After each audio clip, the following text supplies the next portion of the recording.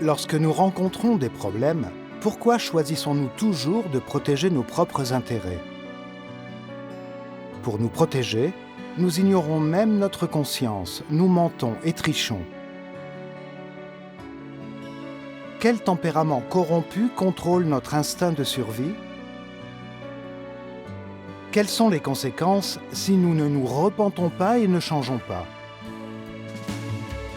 Comment devons-nous comprendre et résoudre cela conformément à la vérité dans les paroles de Dieu? Regardez le témoignage, les conséquences de l'instinct de survie.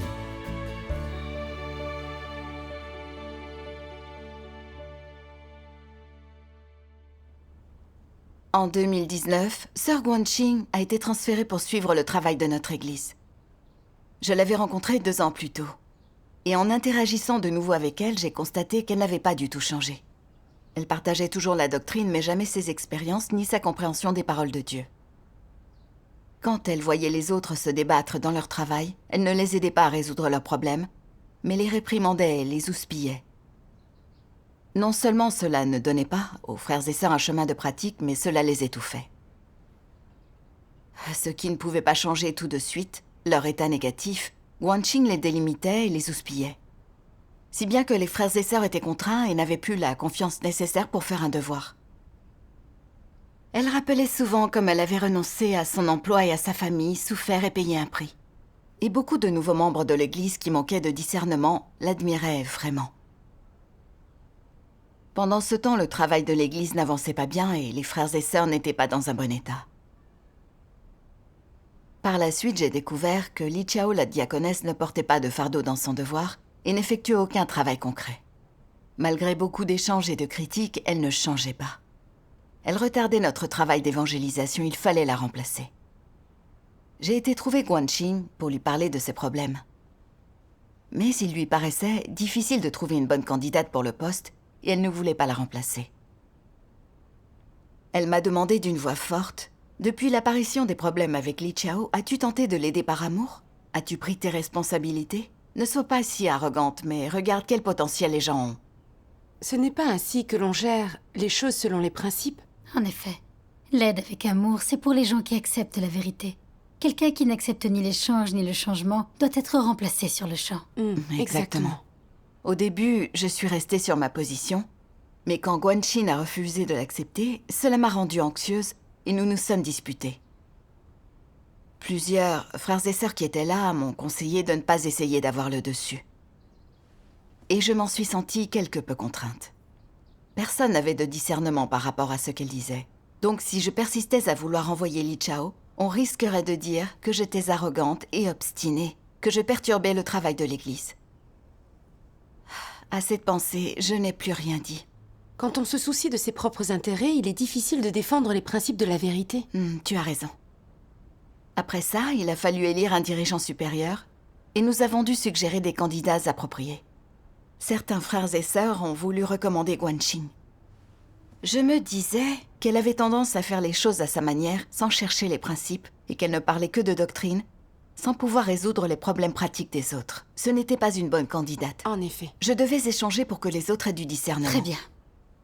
Mais elle et moi, nous nous étions disputés à propos du remplacement de la diaconesse d'évangélisation, et les autres pensaient que je voulais avoir le dessus. Si maintenant je disais que Guanqing n'était pas une bonne candidate, ne dirait-il pas que j'exploitais cette occasion pour me venger d'elle et la réprimer? Je me suis dit, bien, moins il y a de problèmes, mieux c'est. Ils peuvent élire Guanqing s'ils le veulent, tant que je n'ai pas à voter pour elle. Au moment de rédiger les évaluations, je me suis inquiétée. Les autres avaient tous des choses positives à dire sur Guanqing, donc si je me montrais honnête, la dirigeante verrait bien que j'étais pleinement consciente que Guanqing n'était pas une bonne candidate, mais je n'échangeais pas sur la vérité, je ne suggérerais pas de candidat conforme aux principes. La dirigeante dirait que je ne soutenais pas le travail de l'Église. Cesserait-elle alors de me former? J'étais vraiment coincée. J'ai alors décidé de suivre les autres. Dans mon évaluation, j'ai noté les aspects positifs de Guanqing et j'ai dit hypocritement qu'elle cherchait la vérité, était très humaine, aimante envers les autres, et que si elle nous trouvait corrompus, elle trouvait les paroles de Dieu appropriées pour nous aider. C'était une évaluation fausse. En fait, élire une candidate inappropriée comme dirigeante risquait de nuire au travail de l'Église. Oui. À ce moment-là, je ne me souciais que de mes propres intérêts. Je n'y ai pas beaucoup réfléchi. Je m'accrochais à mon idée sur la chance. Avec autant de candidats, elle ne serait probablement pas élue.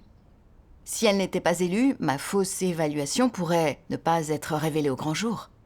Même si les gens ne la découvrent pas, Dieu la voit, lui. C'est vrai. Ayant écrit cette évaluation, j'ai senti que je sombrais et j'ai eu une mauvaise conscience. Les paroles de Dieu que j'ai lues ensuite ne m'ont apporté aucun éclairage et mon devoir m'a paru épuisant. Mais je n'ai pas réfléchi sur moi-même. J'ai ensuite appris que Guanxin avait été élue dirigeante supérieure.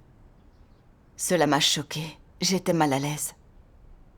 Les gens avaient-ils été trompés par toutes ces évaluations positives?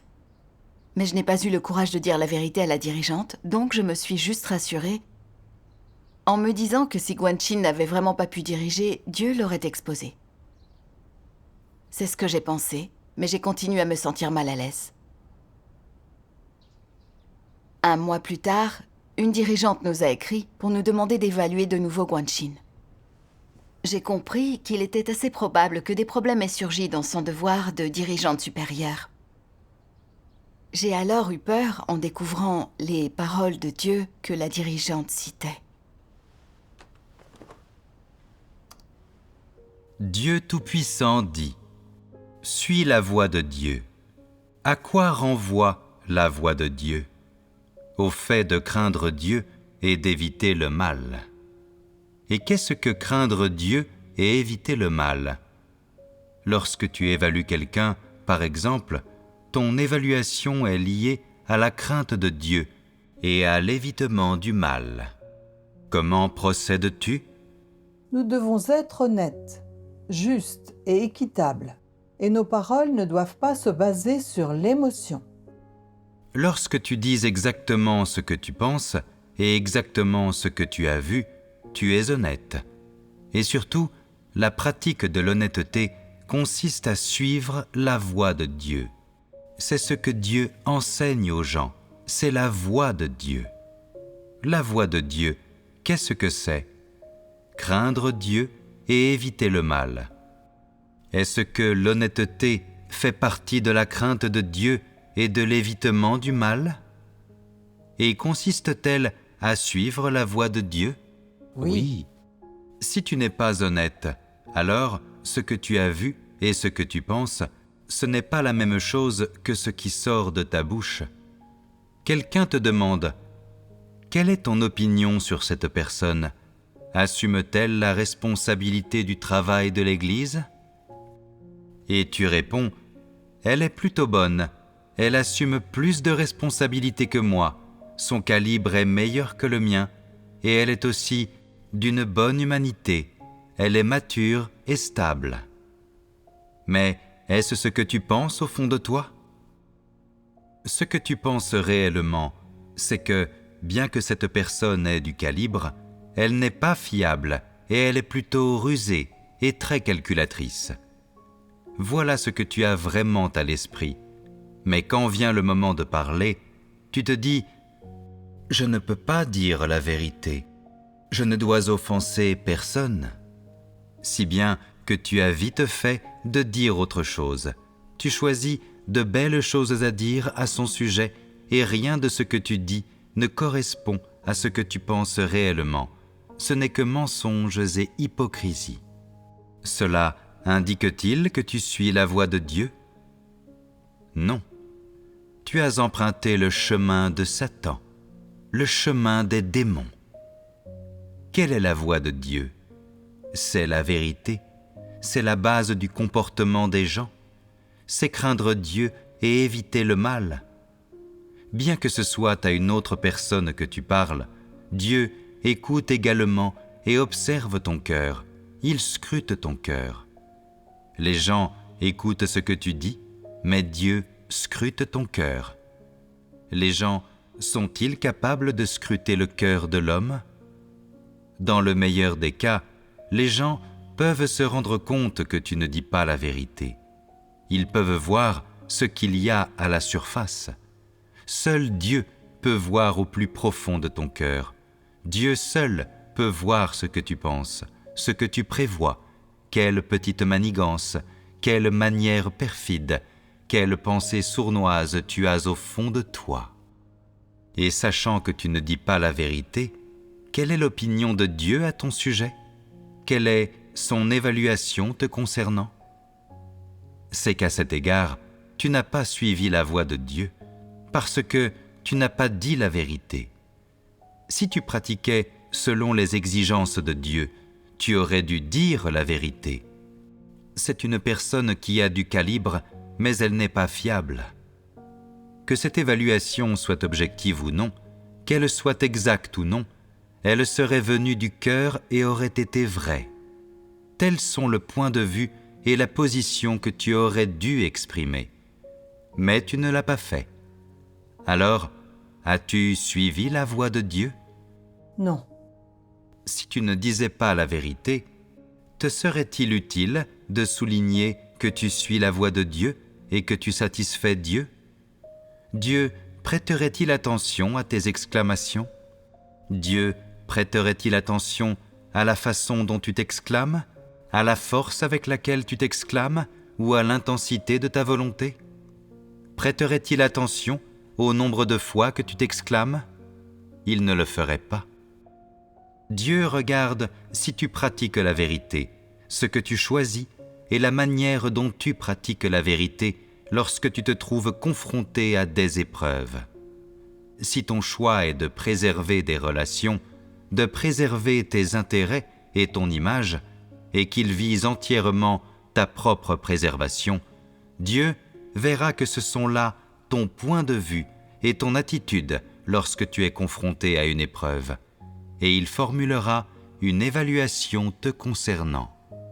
Il dira que tu n'es pas quelqu'un qui suit sa voie. Amen. Amen. Ces paroles de Dieu ont fait naître des sentiments en moi. Je n'avais jamais considéré la rédaction d'évaluation comme quelque chose de très important, ni fait aucune recherche sur les vérités que je devais pratiquer en la matière. Je n'avais pas réfléchi à la question de savoir si j'avais des motifs ou de la corruption lorsque j'avais écrit cette évaluation, ni si j'avais gardé un cœur de révérence pour Dieu en l'évaluant objectivement.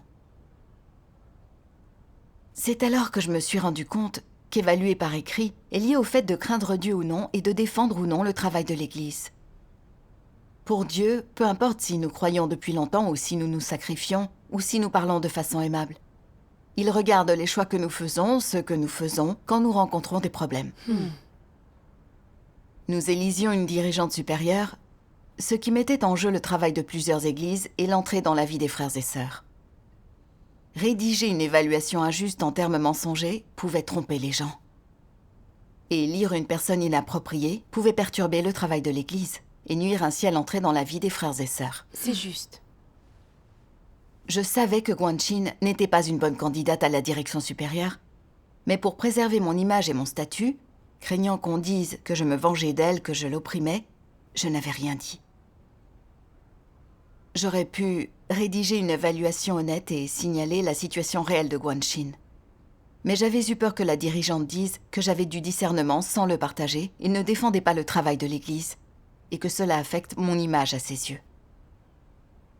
J'avais donc recouru à des moyens sournois, écrivant dans mon évaluation des choses contraires aux faits. J'avais écrit que Guanxin poursuivait la vérité et faisait un réel travail. Or, c'était contraire à la vérité. J'étais vraiment fuyante et sournoise. Dieu exige qu'on soit honnête et qu'on s'exprime conformément aux faits. Or, j'avais menti à propos de l'élection d'une dirigeante. Je n'avais eu aucune révérence pour Dieu. J'avais une nature démoniaque, satanique. Le diable avait commencé comme cela en mentant. J'allais contre les faits, je mentais, et j'avais en réalité une nature démoniaque. Je ne me souciais pas du travail de l'Église. J'avais rédigé une évaluation contraire aux faits, trompant les frères et sœurs si bien qu'ils avaient élu la mauvaise personne. C'était tricher avec Dieu et offenser son tempérament. En effet. En prendre conscience m'a réellement effrayée. J'ai ensuite lu ces paroles de Dieu.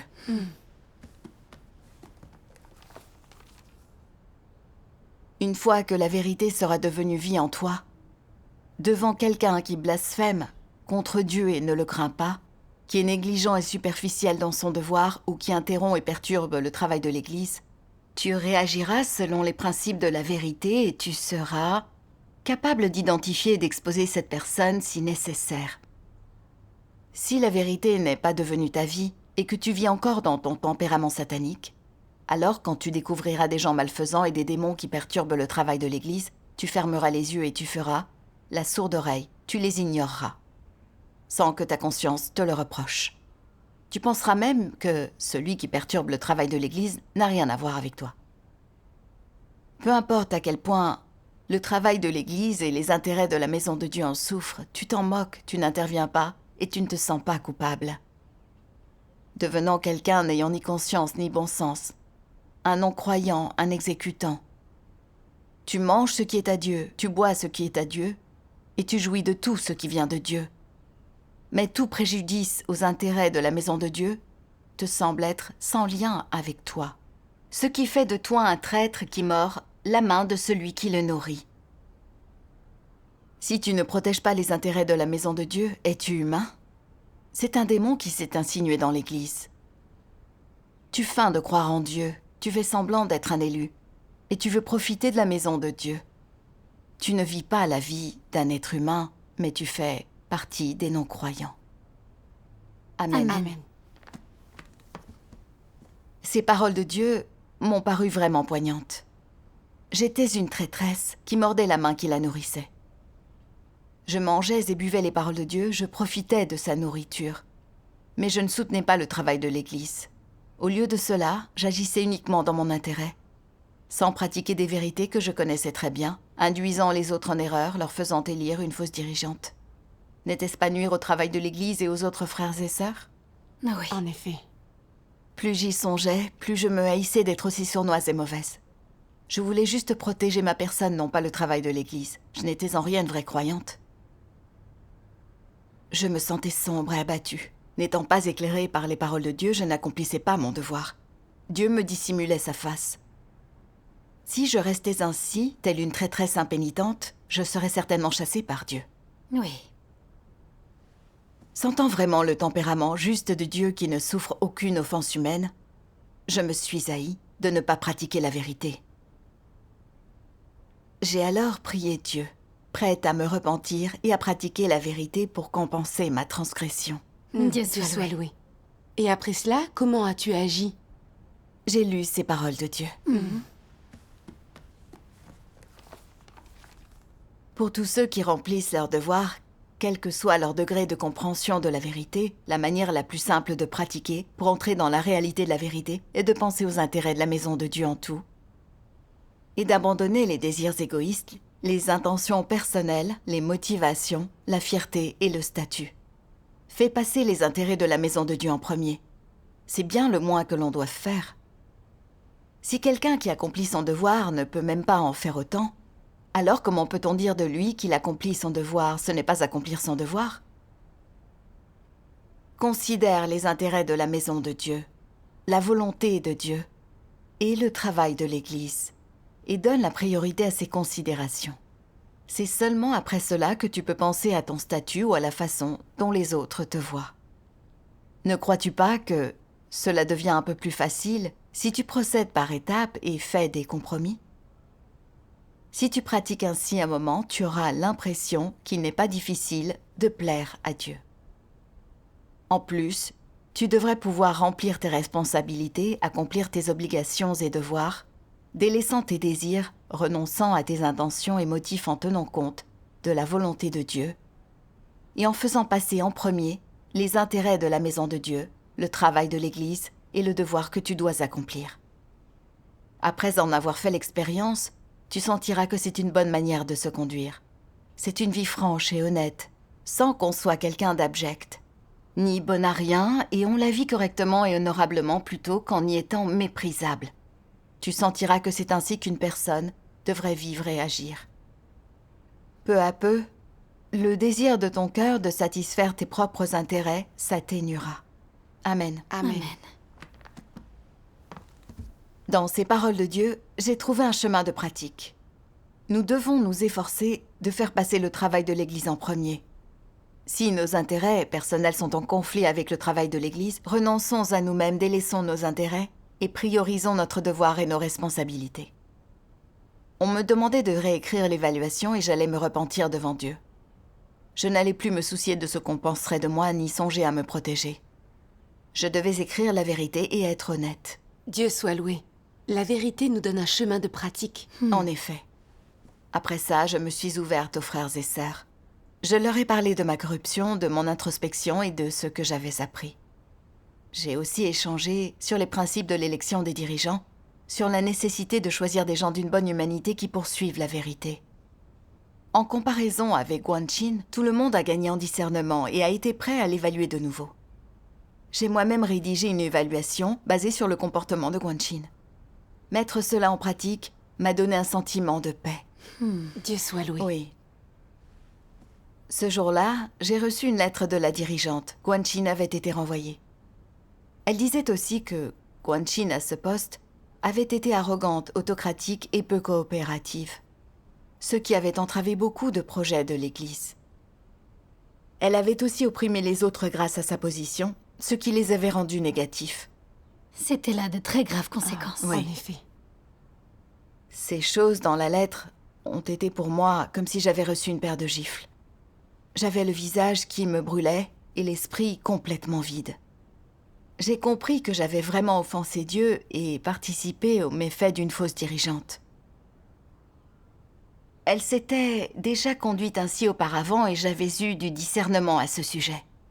Or, non seulement je ne l'avais pas dénoncée, mais j'avais permis que les frères et sœurs la recommandent comme dirigeante supérieure. Je ne m'étais pas du tout sentie responsable du travail de l'Église. J'avais aidé secrètement une fausse dirigeante à faire le mal. J'avais même cherché des prétextes pour ne pas pratiquer la vérité. Je m'étais dit que, même si je ne signalais pas ce que je savais, Dieu allait le révéler. Dieu met tout en lumière. Mais nous devons nous-mêmes remplir nos devoirs, révéler les faux dirigeants et défendre le travail de l'Église. Or, j'avais attendu passivement en coulisses en voulant que ce soit Dieu qui agisse et la révèle. Je ne m'étais acquittée ni de mon devoir ni de mes responsabilités. Cela avait nui gravement au travail de l'Église et à l'entrée dans la vie des frères et sœurs. Plus j'y songeais, plus je me sentais mal. Je savais que ma transgression était déjà irréparable. Dans ma douleur, je me suis de nouveau présentée devant Dieu dans la prière et la repentance. J'ai aussi voulu savoir pourquoi je protégeais mes intérêts dès que je rencontrais un problème. Quelle était l'origine, la source du problème? J'ai lu ce passage au cours de mes dévotions.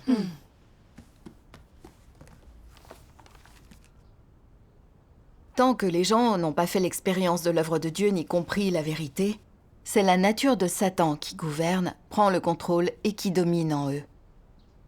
Quelles sont les spécificités que cette nature implique? Par exemple, pourquoi es-tu égoïste? Pourquoi protèges-tu ta propre position? Pourquoi as-tu des émotions si fortes? Pourquoi te réjouis-tu de ces choses injustes? Pourquoi aimes-tu ces fléaux? Sur quoi repose ton penchant pour de telles choses? Quelle est l'origine de ces choses? Pourquoi es-tu si heureux de les accepter? Désormais, vous avez tous compris que la cause principale de toutes ces choses, c'est que le poison de Satan est en l'homme. Quel est donc le poison de Satan? Comment peut-il être exprimé? Par exemple, si tu leur demandes comment les gens devraient-ils vivre, pourquoi les gens devraient-ils vivre? Les gens répondront « chacun pour soi, Dieu pour tous ». Cette seule phrase exprime la racine du problème. La philosophie et la logique de Satan sont devenues la vie des gens. Quoi que les gens poursuivent, ils ne le font que pour eux-mêmes. Et donc, ils ne vivent que pour eux-mêmes. Chacun pour soi, Dieu pour tous. Voilà la philosophie de vie de l'homme qui représente aussi la nature humaine. Ces paroles sont déjà devenues la nature de l'humanité corrompue, le véritable portrait de la nature satanique de l'humanité corrompue. Et cette nature satanique est déjà devenue la base de l'existence de l'humanité corrompue.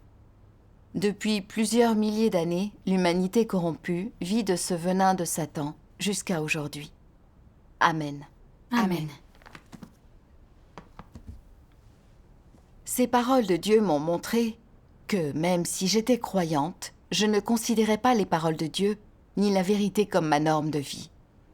Je vivais encore ma vie selon des concepts de Satan, comme chacun pour soi, Dieu pour tous, le profit d'abord, et protégez-vous, échappez aux reproches.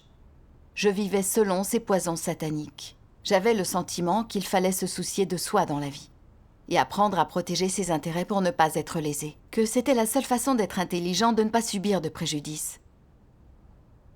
Or, grâce à cette leçon, j'ai vu qu'en vivant selon ces poisons sataniques, j'avais peut-être protégé temporairement mes intérêts, mais j'avais aussi renoncé à ma base en tant qu'être humain. J'étais devenue égoïste, rusée, vile et malhonnête. J'étais même allée contre ma conscience. J'étais devenue une personne sans caractère, indigne de confiance. Et j'avais finalement nui à la vie des frères et sœurs et gravement perturbé le travail de l'Église comme étant une transgression impardonnable. Oui. J'ai détesté la façon dont Satan m'avait corrompu et le fait de n'avoir aucune conscience et d'être indigne de vivre devant Dieu. Ces poisons sataniques sont devenus notre nature même. Sans les révélations des paroles de Dieu, nous ne le verrions jamais. Oui. Oui.